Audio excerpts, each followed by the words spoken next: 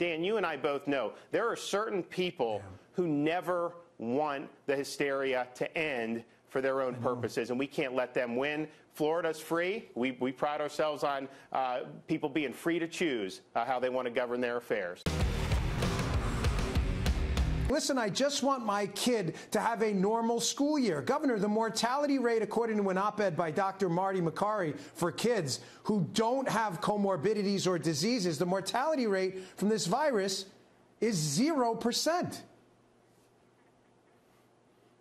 Yeah, and I think, Dan, one of the dangers I feel with having mandatory masks at this point, given the statistics you cite, I think a lot of those bureaucratic authorities are going to say, hey, we mask for COVID. Flu is more dangerous for kids than COVID. Maybe they need to mask the kids every flu season, and then it just never ends. And I think if the CDC had its way, I think they'd probably have kids in masks indefinitely. And you're right, Dan, this is not a partisan issue. Parents have to deal with this in real time. Just like last summer, there was such a hysteria because Florida was going to go to school in person 5 days a week, and the media was raising a ruckus and some of these other people. But I'll tell you, parents across the board, they wanted the ability to send their kids to school. And I think it's the same thing this year with the masks. They want to be able to send their kid. They want their kid to be able to be normal. And the schools are really the perfect place to do it because they're one of the lowest risk environments we have for COVID. And the data on that is very clear.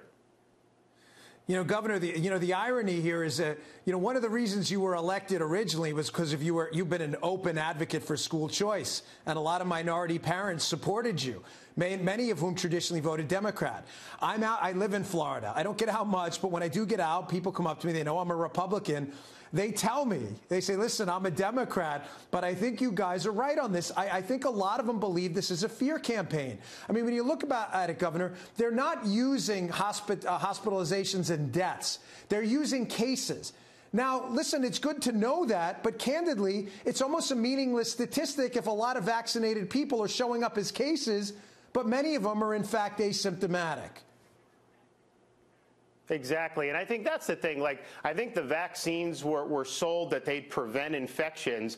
I don't think that that's happened. I think a lot of people have tested positive who are vaccinated.